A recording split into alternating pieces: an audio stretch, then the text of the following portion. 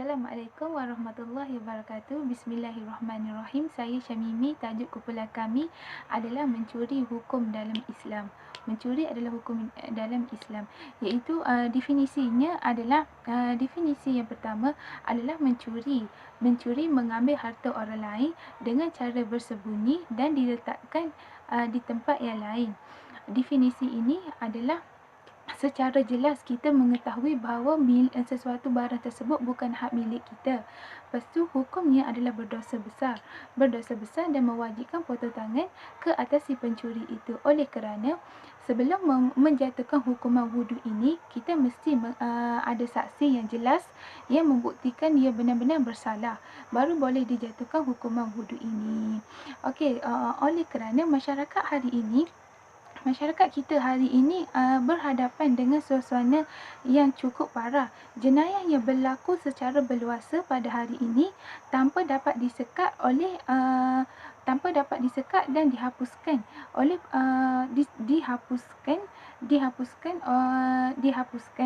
dihapuskan setiap hari. Kita mendengar setiap hari, setiap masa kita mendengar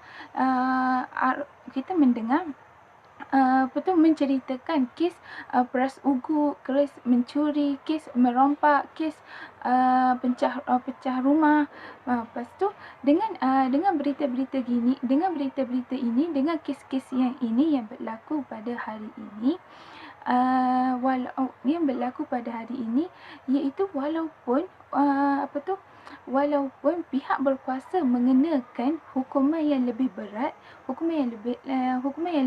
meningkatkan keadaan dan pengawasan yang lebih banyak, tetapi jenayah seperti ini masih belum berkurang, malahan bertambah hari demi hari. Lepas tu puncanya adalah hukuman yang dikenakan kepada si pencuri tidak mengikut hukum hudud dalam Islam. Kerana si pencuri, kalau mengikut undang-undang di Malaysia, pencuri hanya direman dengan denda sebanyak-sebanyak. Lepas tu dengan dikenakan penjara paling minimum iaitu 2 tahun sahaja. Manakala kalau hukum hudud Islam iaitu hendaklah memotong tangan. Ini akan membuktikan bahawa masyarakat akan takut dengan mengenakan potong tangan. Okey, seterusnya kita masuk kepada ciri-ciri perbuatan mencuri. Ciri-ciri perbuatan mencuri ini adalah mengambil sesuatu secara senyap. Mengambil sesuatu benda secara senyap disembunyikan oleh hak pemilik tersebut. Okey, seterusnya yang kedua, mengambil tanpa persetujuan tuannya. Persetujuan dengannya mengambil secara senyap lah. Mengambil secara senyap tanpa pengetahuan tuannya. Okey, lepas tu memindahkan barang orang lain dengan niat yang buruk. Memindahkan barang orang lain dengan niat yang buruk adalah dengan niat yang buruk ni iaitu dengan membalas dendam, dengan ingin membuat jahat dan ingin menyusahkan tuannya untuk mencari-cari barang yang diletakkannya. Okey, seterusnya kita masuk kepada hukum hudud. Hukum hudud yang wajib dikenakan ke atas si pencuri ini, iaitu hukum hudud semestinya orang yang beragama Islam sahaja. Okey, yang pertama, orang yang berakal. Orang yang berakal adalah wajib dikenakan hukum hudud. Manakala orang yang tidak berakal, iaitu pemikiran, iaitu dari segi mental tidak waras, tidak wajib dikenakan hukum hudud walaupun si pencuri itu beragama Islam. Okey, seterusnya kita masuk pada orang yang baligh. Manakala orang yang baligh adalah orang yang baligh ini iaitu 12 tahun ke atas. 12 tahun ke atas iaitu baligh dan beragama Islam 12 tahun ke atas wajib dikenakan hukuman hudud dengan syarat dengan saksi yang sahih boleh dijatuhkan hukuman hudud ke atas si pencurinya. Okey, kita pergi kepada orang yang beragama Islam. Hukuman hudud wajib dijatuhkan kepada agama Islam sahaja. Okey, seterusnya kita masuk kepada pencuri. Kita masuk kepada pencuri yang dikecualikan dari hukuman hudud. Okey, yang pertama, pencuri itu bukanlah mukallaf. Okey, pencuri itu bukan mukallaf, iaitu pencuri yang bukan beragama Islam. No, Muslim tidak boleh dijatuhkan hukuman hudud. Okey, nombor 2 iaitu harta yang dicuri itu bukan bernilai. Bukan bernilai tinggi, maksudnya bukan bernilai itu sebatang pen ini tidak bernilai kerana harganya tidak bernilai lah, harganya RM1 sahaja. Yang harga yang boleh jatuhkan hukuman hudud ini adalah pencuri yang mencuri barang yang bernilai tinggi. Contohnya emas,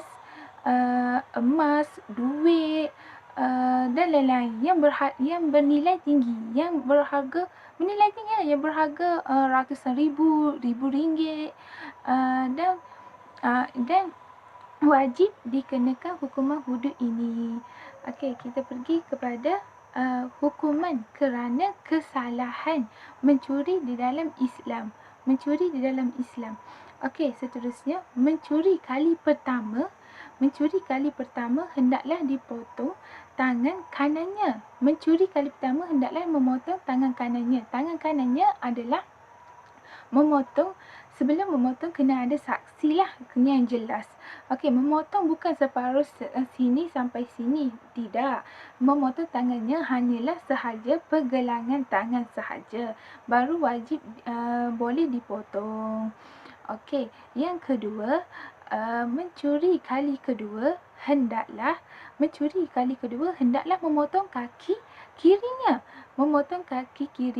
Sama seperti, iaitu bukan sampai lutut, sampai ke tapak kaki, bukan. Dia hanya di tapak kaki, pergelangan tapak kaki sahaja.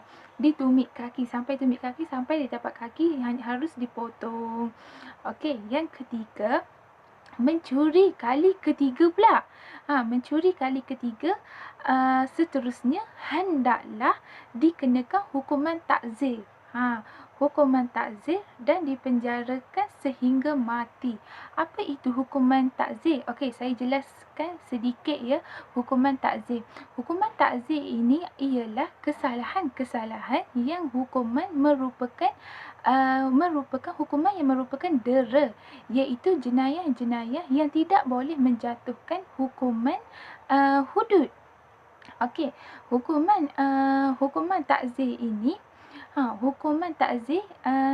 adalah hukuman yang tidak ditentukan kadar atau hadis dalam Al-Quran. Kadar Al-Quran dan hadis. Dia hanya, hukuman takzir ni hanya hukuman dera sahaja. Lepas tu, hukuman takzir adalah ke atas penjenayah yang telah sabit kesalahan dalam mahkamah dan hukumnya tidak dikenakan hukuman hudud. Lepas tu, kerana kesalahan yang dilakukan itu tidak termasuk di bawah kes yang membolehkan hukuman mahkamah dijatuhkan kepada si pesalah. Okey. Lepas tu seterusnya si pesalah. Okey, seterusnya kita pergi kepada kesan buruk mencuri.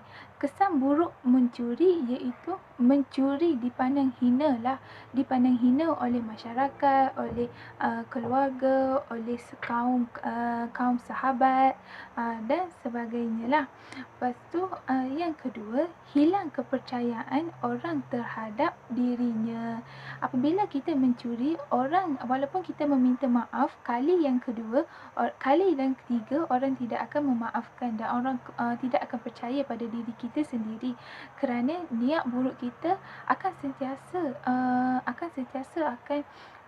akan melakukan kesalahan. Dengan niat kita akan, okey, kali pertama aku dah mencuri, kita meminta maaf. Kali kedua pula kita meminta maaf, tapi apabila kita macam kita akan dapat macam kita mencuri kali kedua, kita akan jadi, kalau aku ambil barang ini, macam itulah, macam iyalah, kalau mencuri terhadap dirinya, orang tidak akan percaya lagi, masyarakat tidak akan percaya lagi terhadap dirinya apabila mencuri. Walaupun mencuri satu kali, orang akan bersikap berjaga-jaga dengan berkawan dengan sipulan ini. Okey, yang ketiga, akan dikenakan hukum dan mendapat malu. Secara tidak langsung si pencuri akan mendapat malulah dengan masyarakat sekeliling, dengan pernah ada kesan sejarah pada diri kita sendiri. Okey, seterusnya hikmah potong tangan kepada pencuri. Hikmah potong tangan kepada mencuri ini iaitu masyarakat terhindar dari perbuatan iaitu mencuri, kerana masyarakat rasa malu apabila ingin mencuri, kerana memotong tangan, hukum hudud dijalankan di depan di khalayak ramai supaya memberi peringatan, dengan niat memberi peringatan supaya menjauhi perkara mencuri ini. Okey, nombor 2 iaitu memelihara masyarakat negara dari perbuatan jenayah.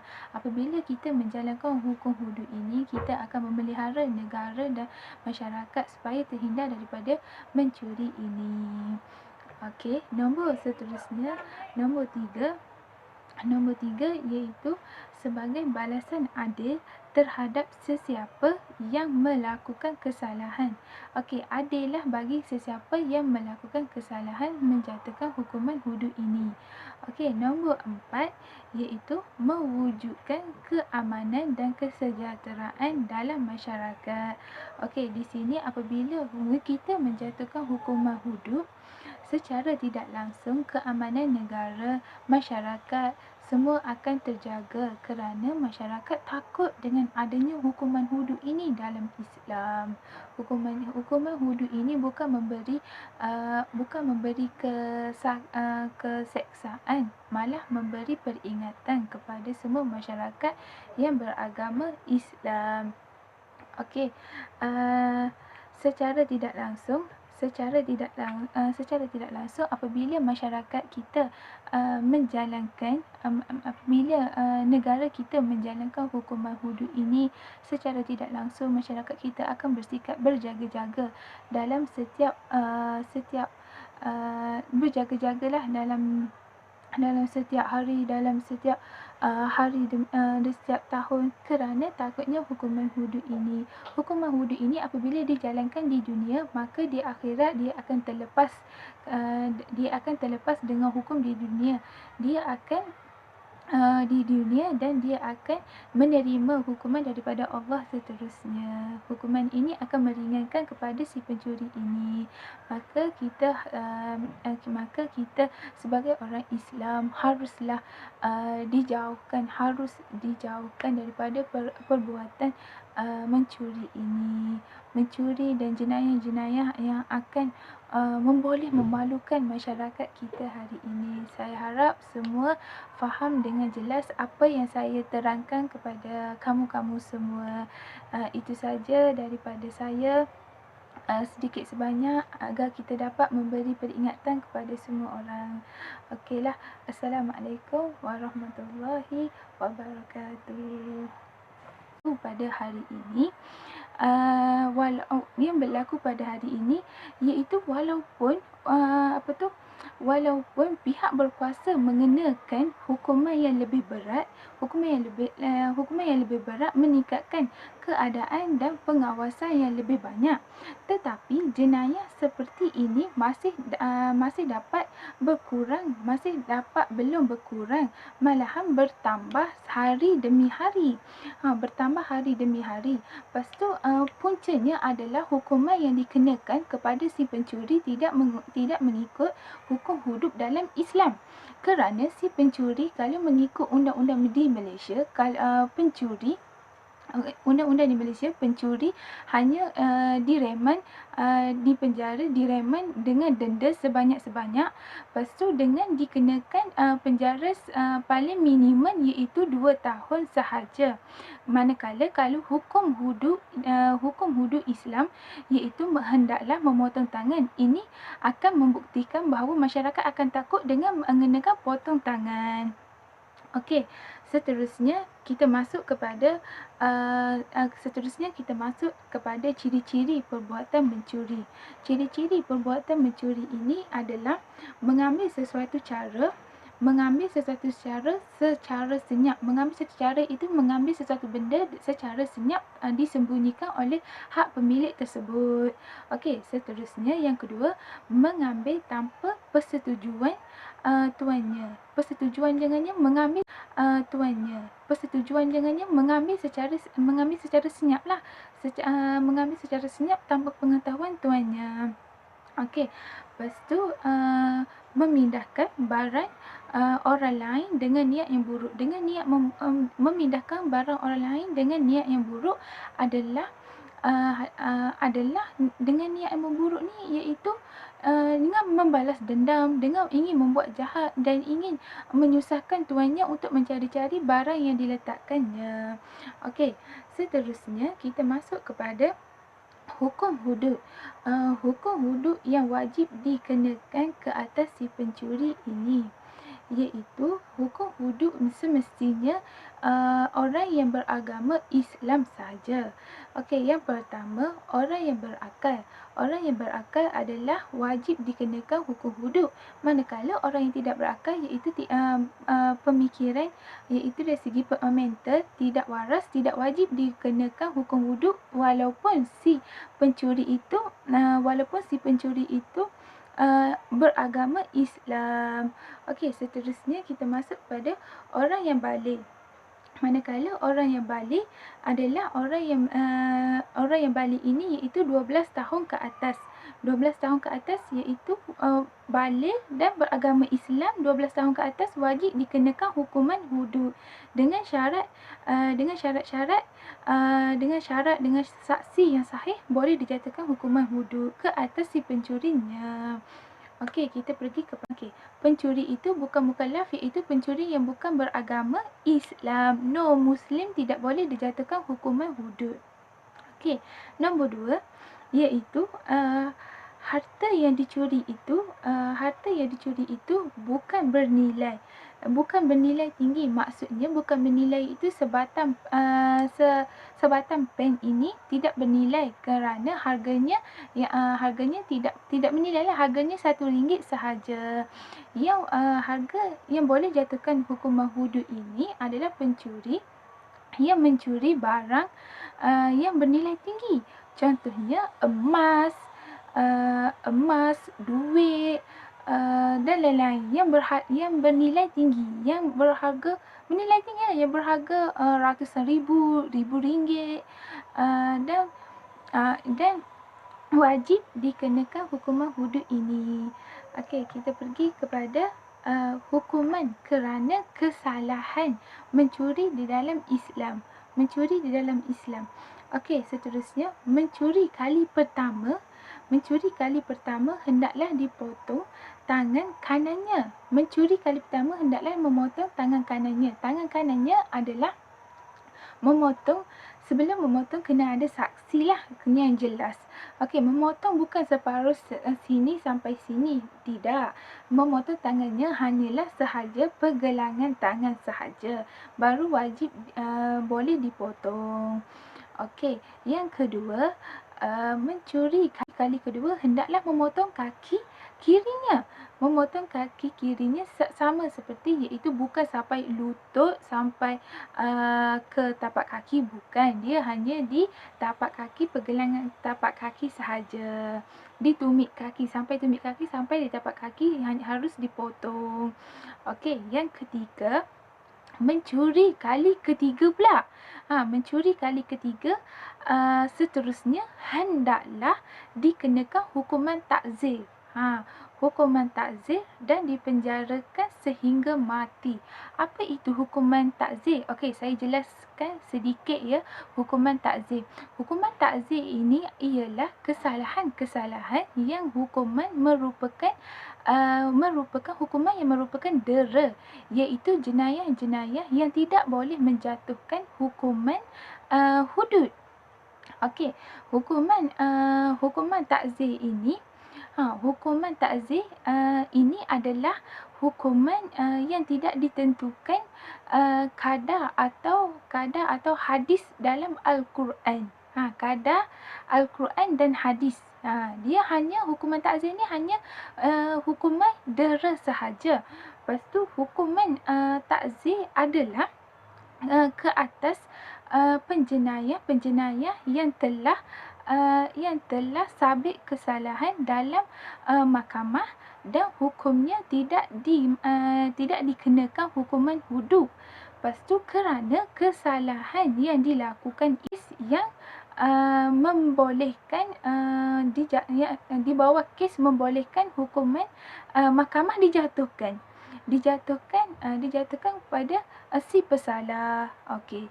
Lepas tu seterusnya si pesalah. Okey, seterusnya kita pergi kepada kesan buruk mencuri. Kesan buruk mencuri iaitu mencuri dipandang hina oleh masyarakat, oleh keluarga, oleh kaum sahabat dan sebagainya lah. Lepas tu yang kedua, hilang kepercayaan orang terhadap dirinya. Apabila kita mencuri, orang walaupun kita meminta maaf kali yang kedua, kali dan ketiga, orang tidak akan memaafkan dan orang tidak akan percaya pada diri kita sendiri, kerana niat buruk kita akan sentiasa akan melakukan kesalahan dengan niat kita akan kali pertama aku dah mencuri, kita meminta maaf, kali kedua pula kita meminta maaf, tapi kita apabila kita macam kita akan dapat macam kita mencuri kali kedua, kita akan jadi, kalau aku ambil barang ini macam itulah, macam iyalah, kalau mencuri terhadap dirinya, orang tidak akan percaya lagi, masyarakat tidak akan percaya lagi terhadap dirinya apabila mencuri. Walaupun mencuri satu kali, orang akan bersikap berjaga-jaga dengan berkawan dengan sipulan ini. Okey, yang ketiga hukum dikenakan sipulan ini. Okey, yang ketiga hukum dikenakan akan dikenakan hukum dan mendapat malu. Secara tidak langsung si pencuri akan mendapat malulah dengan masyarakat sekeliling, dengan pernah ada kesan sejarah pada diri kita sendiri. Okey, seterusnya hikmah potong tangan kepada pencuri. Hikmah potong tangan kepada mencuri ini iaitu masyarakat terhindar dari perbuatan iaitu mencuri, kerana masyarakat rasa malu apabila ingin mencuri, kerana memotong tangan, hukum hudud dijalankan di depan di khalayak ramai supaya memberi peringatan, dengan niat memberi peringatan supaya menjauhi perkara mencuri ini. Okey, nombor 2 iaitu memelihara masyarakat negara dari perbuatan jenayah. Apabila kita menjalankan hukum hudud ini, kita akan memelihara negara dan masyarakat supaya terhindar daripada mencuri ini. Okey, nombor seterusnya, nombor 3 iaitu sebagai balasan adil terhadap sesiapa yang melakukan kesalahan. Okey, adillah bagi sesiapa yang melakukan kesalahan menjatuhkan hukuman hudud ini.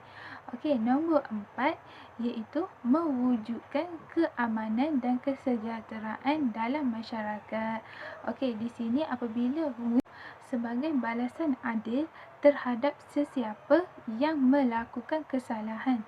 Okey, adillah bagi sesiapa yang melakukan kesalahan menjatuhkan hukuman hudud ini. Okey, nombor 4 iaitu mewujudkan keamanan dan kesejahteraan dalam masyarakat. Okey, di sini apabila kita menjatuhkan hukuman hudud, secara tidak langsung keamanan negara, masyarakat semua akan terjaga kerana masyarakat takut dengan adanya hukuman hudud ini dalam Islam. Hukuman hudud ini bukan memberi keseksaan, malah memberi peringatan kepada semua masyarakat yang beragama Islam. Okey, secara tidak langsung apabila masyarakat kita apabila negara kita menjalankan hukuman hudud ini, secara tidak langsung masyarakat kita akan bersikap berjaga-jaga dalam setiap berjaga-jagalah dalam setiap hari, dalam setiap di setiap tahun, kerana takutnya hukuman hudud ini. Hukuman hudud ini apabila dijalankan di dunia, maka di akhirat dia akan terlepas dengan hukum di dunia.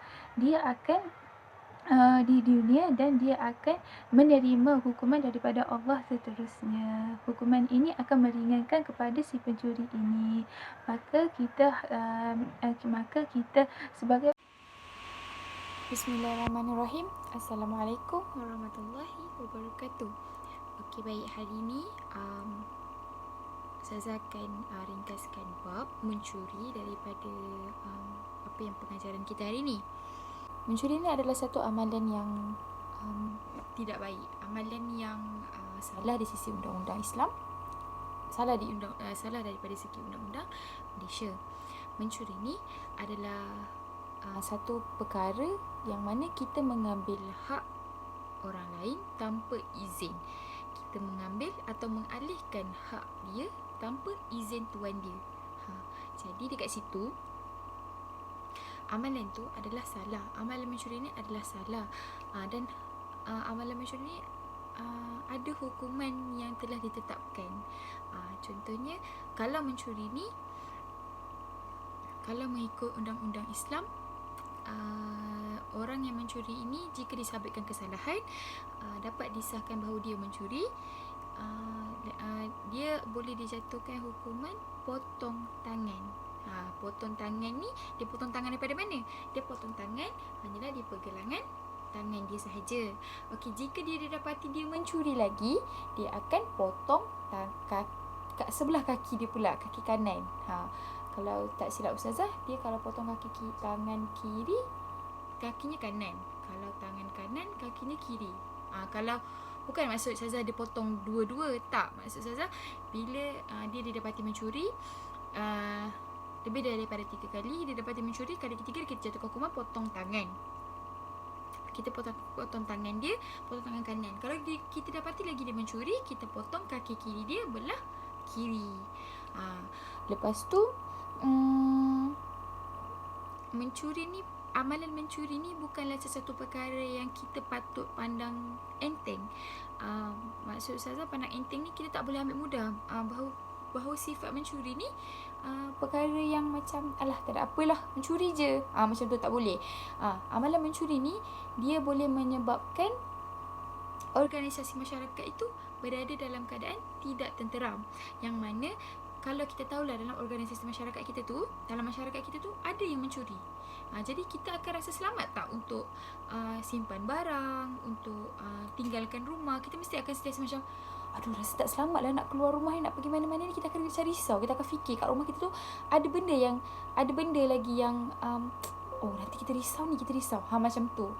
Hukum hudud juga wajib dikenakan ke atas si pencuri ni supaya dia menjadi pengajaran serta teladan ke atas orang lain. Maksudnya bila orang tengok seorang pencuri tu dikenakan hukuman, contohnya macam potong tangan, jadi orang akan ambil iktibar. Jadi okey, kalau aku mencuri, hukuman aku yang aku akan dapat adalah potong tangan. Itu adalah hukuman Allah yang telah ditetapkan oleh Allah, yang ditentukan serta ditetapkan oleh Allah Subhanahu Wa Taala. Jadi hukum hudud ni adalah hukum yang memang dah tetap. Memang kita tak boleh ubah. Kita sebagai manusia tak boleh ubah. Sampai hari kiamat sekalipun hukum hudud tak boleh ubah. Dia melainkan takzir, diet. Bukan niat, maaf Ustazah, diet. Okey. Lepas tu, kalau menurut Abu Hanifah pula, hukuman ke atas penjenayah curi ni dia bersifat pilihan. Contoh dia macam sama ada dia potong tangan atau dia kembalikan balik apa yang dia ambil tu kepada tuan dia. Hukuman tu tersebut dipanggil mauqul al-ma'na, yakni maksud pengertiannya logik, iaitu boleh wujud dengan hukuman yang lain dan tak semestinya potong tangan. Maksudnya macam saya bagi kita tadi lah, kita boleh buat pilihan, bersifat pilihan. Maksudnya sama ada kita potong tangan ataupun kita kembalikan balik. Orang yang curi tu kembalikan balik barang apa yang dia curi tu. Seterusnya, misalnya saya sebut tadi, mauqul makna tu dia tak semestinya potong tangan lah. Maksudnya masih ada lagi pilihan atas dasar, misalnya nak kata atas dasar kalau dia pulangkan barang yang dia curi tu, kita boleh pertimbangkan. Macam tu. Seterusnya, undang-undang Islam juga merupakan undang-undang yang paling sempurna. Walaupun manusia ni seringkali dia menganggap bahawa hudud ni adalah hukum Allah yang kejam. Maksudnya, kalau kita fikir macam, kalau ikutkan kepada anak-anak murid Ustazah yang sekarang ni, dia akan fikir macam, kenapa Allah macam tetapkan? Kenapa sampai kena potong tangan?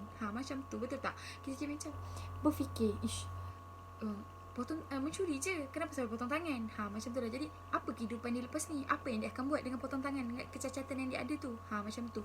Dekat situ, kalau kita fikir secara, berfikir secara lebih mendalami Islam, lebih mendalami agama Allah ni, kita akan bersifat, kita boleh terima bahawa yang hukum hudud tu adalah hukum Allah, yang mana Allah buat sesuatu perkara yang Allah dah jatuhkan, Allah yang dah tetapkan tu, bukan untuk menyiksa hamba dia, bukan untuk menyusahkan hamba dia, bukan. Kalau kita fikir, Allah buat macam tu sebab apa? Allah buat macam tu sebab Allah nak menjadi pengajaran serta teladan pada umat-umat Islam yang lain, bahawa mencuri itu Allah tak pandang dia sebagai amalan yang macam, alah tak apa, biasa je, tak ada masalah. Tak, amalan mencuri ni, setiap amalan yang berlaku ni pun, apa sekali lah, mencuri, merompak, zina, apa semua, itu semua dah ada hukuman Allah yang telah Allah tetapkan. Namun undang-undang Allah yang undang-undang yang telah ditetapkan ni adalah bertujuan untuk memudahkan manusia, untuk mengelakkan kehidupan manusia itu terus dalam keadaan yang kucak-kacir. Dekat situ Ustazah dah cakap tadi, Ustazah bagi tahu yang mana setiap apa yang Allah dah tetapkan tu bukan untuk menyusahkan umat Islam, umat Allah itu sendiri, tidak. Apa yang berlaku itu adalah semata-mata untuk mengelakkan kehidupan manusia ini tidak terus berada di dalam keadaan yang kucak-kacir. Yang macam saya cakap tadi, yang mana kalau ada amalan mencuri di dalam masyarakat, organisasi masyarakat tu, kita akan berasa tidak tentera, betul tak? Akan kucak-kacir tak organisasi masyarakat tu? Mesti akan kucak-kacir kan? Macam kita tahu ada amalan mencuri dalam kawasan tu, jadi kita akan macam sentiasa bersangka buruk dengan antara satu sama lain. Itu akan merosakkan tak? Itu akan merosakkan hubungan silaturahim sesama masyarakat. Okey, selesai sudah pembelajaran kita hari ini. Pembelajaran kita yang mana tadi, bab mencuri. Okey, hasil daripada apa yang kamu faham, daripada apa yang Ustazah terangkan, bincangkan dengan kamu tadi, yang Ustazah huraikan berpanjang lebar tadi kat kamu, Ustazah nak kamu semua buat aktiviti, yang mana aktiviti tu Ustazah akan bagi kat kamu soalan melalui Google Form. Jadi lepas kamu dah jawab Google Form tu, kamu boleh submit balik dekat Ustazah. Kamu tekan je submit balik kat bawah tu, submit. Jadi dia akan submit balik kat Ustazah lah. Jadi Ustazah nak kamu semua buat aktiviti tu, jangan tinggal. Sebab itu Ustazah nak tahu atas kefahaman kamu, apa yang kamu faham dari apa yang bab Ustazah ajar hari ni. Setakat tu semua faham ke? Ada soalan?